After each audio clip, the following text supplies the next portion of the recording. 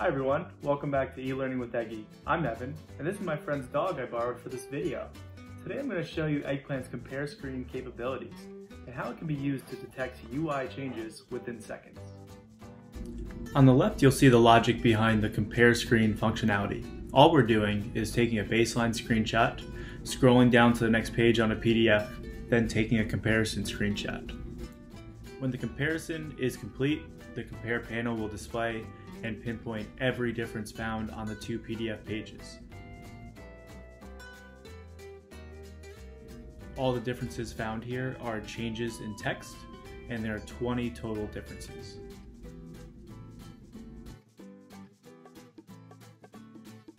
The same functionality can be applied to comparing changes on websites.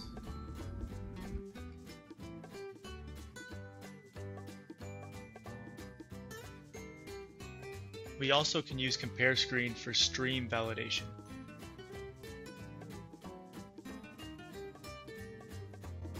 I hope that tip was helpful. See you next time.